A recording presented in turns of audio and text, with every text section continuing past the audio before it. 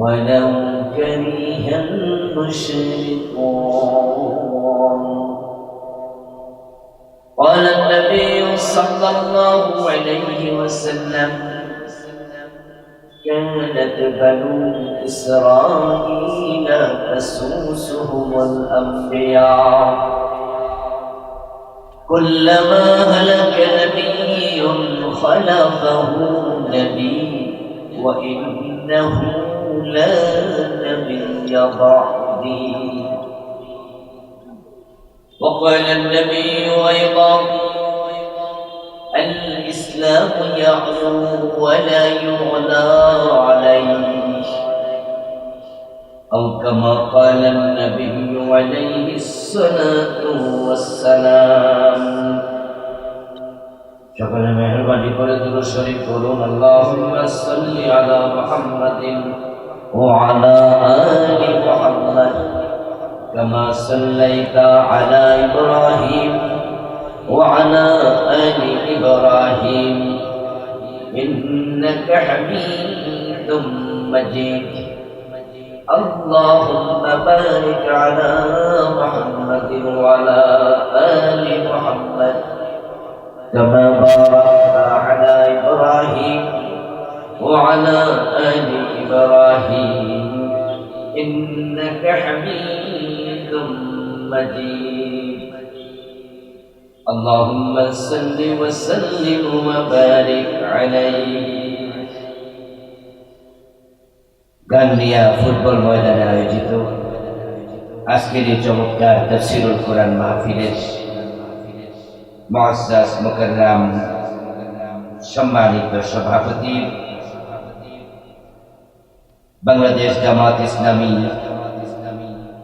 সাতক্ষীরা সদরের সম্মানিত আমির, বিশিষ্ট আলেমে দ্বীন মুহতারাম মাওলানা মোশাররফ হোসাইন সাহেব, আজকের মাহফিলের সম্মানিত প্রধান অতিথি হিসাবে আমাদের সম্মুখে উপস্থিত থাকার কথা ছিল প্রবীণ রাজনীতিবিদ, বরেণ্য আলিম, বিশিষ্ট ইসলামী চিন্তাবিদ মুহতারাম মাওলানা মুহাদ্দিস আব্দুল খালেক হাফিজাহুল্লাহ। হুজুর অসুস্থ আছেন, আমার সাথে ফোনে কথা হয়েছে, আসার পরে এখানে দোয়া চেয়েছেন। আমরা হুজুরের সুস্থতার জন্য দোয়া করি, আল্লাহ ওনাকে পরিপূর্ণ সুস্থ করে। আলোচনা উপস্থাপন করেছেন সাতক্ষীরা জেলা জামাতের সম্মানিত আমির, বিশিষ্ট শিক্ষাবিদ, রাজনীতিবিদ মুহতারাম জনাব শহীদুল ইসলাম হুকুম। চমৎকার কথা বলেছেন তিনি। আল্লাহ তাআলা তাকে দেশ জাতির আরো বড় খেদমতের জন্য কবুল করুন। আলহাজ আব্দুর রউফ সাহেব সহ অন্যান্য সম্মানিত মেহমানবৃন্দ, ইসলামী সঙ্গীত পরিবেশন করে আমাদের উজ্জীবিত করেছেন বর্তমান সময়ে ইসলামী সাংস্কৃতিক অঙ্গনের অন্যতম ব্যক্তিত্ব, বিশিষ্ট শিল্পী, আইনজীবী অ্যাডভোকেট রুকনুজ্জামান এবং তার দলের সদস্য। আমরা তাদের জন্য দোয়া করি, আল্লাহ তাদের কণ্ঠের শক্তি আরো বাড়িয়ে দিন। মাওলানা মাহমুদুল নবী মিঠু সাহেব সহ উপস্থিত অন্যান্য মুহতারাম ওলামায়ে কেরাম, ইসলাম প্রিয় তাওহীদি জনতা, পর্দার অন্তরালে তিনটি মহিলা ফ্রেন্ডের উপস্থিত আমার সম্মানিতা মাওলানা মেসার্স মারিয়া ট্রান্সপোর্ট এজেন্সি এই মাহফিলের সার্বিক ব্যবস্থাপনার দায়িত্ব নিয়েছেন প্রিয় ভাই সাদ্দাম হোসেন, প্রিয় ভাই লুৎফুর রহমান সহ মাহফিল কমিটির আয়োজকবৃন্দ। আল্লাহ তাআলা সকলকে, আমরা যারা কথা বলবো, কথা শুনবো, সবাইকে তার দ্বীনের জন্য কবুল করুন। আল্লাহ তাআলার অসংখ্য অগণিত শুকরিয়া জ্ঞাপন করছি, যিনি আমাদেরকে কোরআনের আহ্বানে, কোরআনের ময়দানে সকলে সুস্থতার সাথে উপস্থিত হওয়ার সুযোগ করে দিলেন। আল্লাহ তাআলা আমাদেরকে কোরআন মুখী হৃদয় দিলেন, কোরআনের কথা বলা এবং শোনা। সেজন্য কোরআনের প্রতি মহব্বত আবশ্যক, হৃদয়ে কোরআনের ভালোবাসা লাগে। আল্লাহ আমাদেরকে ভালোবাসা দিলেন, তাই আমরা দৌড়াইয়া এসেছি। এই জন্য আমরা শুরুতে তাকে কৃতজ্ঞতা জানাই।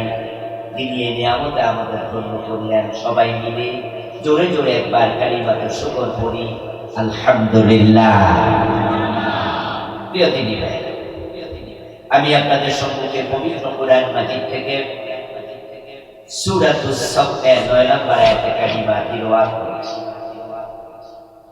নবীজি সাল্লাল্লাহু আলাইহি ওয়াসাল্লামের পবিত্র মুখ অনুসৃত ছোট ছোট দুখানা হাদিসে নববী পাঠ করেছি। আল্লাহ তাআলা তৌফিক দান করলে এখান থেকে কিছু কথা বলবো ইনশাআল্লাহ। আমরা আলোচনার শুরুতে দোয়া করতে চাই আমাদের ফিলিস্তিনের মুসলিম মাজলুম ভাই বোনদের জন্য। আল্লাহ তাআলা তাদেরকে জালেমের জুলুম থেকে নিষ্কৃতি দান করুন, বলুন আমিন। আমরা সকলে জানি যে বর্তমান পৃথিবীর সবচেয়ে মাজলুম জনপদের নাম ফিলিস্তিন। গত 1 বছরে সেখানে প্রায় 1 লক্ষর কম বেশি মানুষকে ইসরায়েলের জালেমরা হত্যা করেছে। প্রতিদিন 500-1000 লোককে গড়ে হত্যা করেছে তারা। লাগাতার এমন কয়েকদিন 1-1.5 মাসও দিয়েছে। গতকালকে আপনারা দেখেছেন যে বাংলাদেশের মানুষেরা এই জেনোসাইড, এই বিশাল হত্যাকাণ্ডের বিরুদ্ধে প্রতিবাদ মুখর হয়ে ঢাকার সোহরাওয়ার্দী উদ্যানে একত্রিত হয়েছিল। সে প্রোগ্রামে 1 ঘন্টার কম বেশি সময় আমিও ছিলাম। তারপরে যশোরে মাহফিল ছিল, বিদায় চলে এসেছি। আমরা প্রতিবাদ করে, সংহতি প্রকাশ করে বাংলা থেকে আমরা মেসেজ দিয়েছি তামাম বিশ্বকে, ইসরায়েল হচ্ছে একটি বড় মাপের সন্ত্রাসী রাষ্ট্র। আন্তর্জাতিক আদালতে তাদের বিচার করা দরকার, ঠিক না? আমরা ফিলিস্তিনের মুসলমানদের সাথে আছি, তাদেরকে মেসেজ আমরা দিয়েছি, তারা একা নয়। আল্লাহর কাছে দোয়া করি পৃথিবীর 250 কোটি মুসলমান, 65টি মুসলিম রাষ্ট্র, 57টি ওআইসির সদস্য, আল্লাহ যেন তাদেরকে, আমাদের নেতাদেরকে, মুসলিম বিশ্বকে মাথা উঁচু করে ফিলিস্তিনের পক্ষে কথা বলার তৌফিক দেন। আবারও বলেন আমিন। আমরা হতাশ নই। আমরা জানি আল্লাহ তাআলা চাইলে মরা গাছেও তিনি ফুল ফুটাতে পারেন। ইন্নাল্লাহা আলা কুল্লি শাইইন কাদির। আমরা হতাশ হব না। এই ফিলিস্তিনকে আল্লাহ বিজয় করবেন ইনশাআল্লাহ। ফিলিস্তিনের মুসলমানরাই বিজয়ী হবে, ইসরায়েল ধ্বংস হবে ইনশাআল্লাহ। সেদিন বেশি দূরে নয়। কোরআন মাজিদ আল্লাহ তাআলা বলেছেন, ইন্নাহু লা ইউফলিহুজ জালিমুন। নিশ্চয়ই জালেমরা কখনো সফল হয় না। আল্লাহর কথা কখনো মিথ্যা হতে পারে না। আমরা তো বাংলাদেশেও গত 15 বছরের জুলুম দেখে কেউ আমরা হতাশ হয়েছি। এই দেশের ইসলাম মনে আর রাখবে না, আমাদেরকে মনে থাকতে দেবে না। যেভাবে ধরে ধরে জেলে দিয়েছে, ফাঁসি দিয়েছে, ইন্ডিয়ার সহযোগিতা নিয়ে আমাদের আলেম ওলামাদেরকে, ইসলামী বিশ্বাসী মানুষদের উপর নির্যাতন, স্টিম রোলার চালিয়েছে। আমরাও তো ভেবেছিলাম কি হয় আল্লাহই জানে। আর জালেমরা ঘোষণা করেছিল ভীষণ 2041 এর মানে তারা এর আগে ছাড়বে না। কিন্তু আমাদের আল্লাহ ক্ষমতা দেখালেন 2041 সন নয়, তাদের নিয়োগ করা সেনাবাহিনীর প্রধান জেনারেল ওয়াকারের মুখ দিয়ে আল্লাহ বের করিয়ে দিলেন যে ম্যাডাম 41 সন দূরের কথা, 45 মিনিটের বেশি নিরাপত্তা দেয়া যাবে না, পালান, তাড়াতাড়ি পালিয়ে যান। ওই জালেমরা এমন ভাবে পালিয়েছে, দুপুর বেলা রান্না করা খাবার খেয়ে পালানোর সময় পায় না।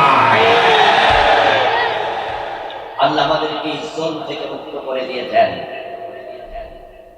আগস্টের 5 তারিখের আগে এইভাবেই আমরা মুক্ত হব। জালেমরা একবারে ছোট্ট আন্ডা বাচ্চা সহ দেশ থেকে পালিয়ে যাবে, এটাকে আমরা কল্পনা করেছিলাম? এই ঘটনা ঘটিয়েছেন কে? নিঃসন্দেহে কে ঘটিয়েছেন? আল্লাহ। তুতিল মুলকা মান তাশা ওয়া তানজিউল মুলকা মিম্মান তাশা। কোরআনে আল্লাহ বলেছে, আল্লাহ তুমি যাকে চাও ক্ষমতা দাও, যাকে চাও ক্ষমতা থেকে নামাইয়া তুমি দিল্লি মামার বাড়িতে পাঠাইয়া দাও। ফিলিস্তিনের ব্যাপারও আমরা আশাবাদী ইনশাআল্লাহ। আমরা আল্লাহর কাছে ফিলিস্তিনের জন্য মানুষের জন্য দোয়া করে আলোচনার দিকে যেতে চাই। ফিলিস্তিনে যারা মারা গেলেন, আল্লাহ তাদের সকলকে শহীদ হিসাবে কবুল করো। যারা অসুস্থ আছেন তাদের সকলকে সুস্থ করে দাও। প্রিয় ভাইরা, সূরাতুস সাফের 9 নম্বর আয়াতে কারিমাতে আল্লাহ তাআলা বিশ্ব মানবতাকে একটি মেসেজ দিয়েছেন, মাত্র একটি মেসেজ। আমি আপনাদেরকে একটি মেসেজ দিয়ে আজকে বিদায় নেব। মেসেজটি আমার নয়, মেসেজটি দিয়েছেন আল্লাহ। এই মেসেজটি হলো নবীজি সাল্লাল্লাহু আলাইহি ওয়াসাল্লাম পৃথিবীতে কেন এসেছেন, রাসূলুল্লাহকে আল্লাহ কেন পাঠিয়েছেন, ওনাকে পাঠানোর পিছনে আল্লাহর একটি উদ্দেশ্য আছে না নাই? তো কেন পাঠালেন, কি তার জীবনের লক্ষ্য? রাসূলুল্লাহকে আল্লাহ কোন মিশন দিলেন, কোন মিশন দিলেন, কি টার্গেটে পাঠালেন, এটা উম্মতের জানার প্রয়োজন আছে কিনা? চুপ থাকবেন না, কথা বলুন হ্যাঁ অথবা না। উম্মতের জানা দরকার আছে না নাই? কারণ নবীকে মানা নফল না ফরজ? তো মানা আগে না জানা আগে? তো না জানলে মানবেন কেন? তাই রাসূল কেন আসছে এটাও জানতেই হবে। রাসূলুল্লাহ সাল্লাল্লাহু আলাইহি ওয়াসাল্লাম বলেন আমাদের জন্য মডেল, আইকন, নামুজাজ, উসওয়া, কুদওয়া। নবীজি সাল্লাল্লাহু আলাইহি ওয়াসাল্লাম বলেন উম্মতের জন্য একমাত্র আদর্শ। কুরআন মাজিদ আল্লাহ তাআলা বলেছেন লাকাদ কানা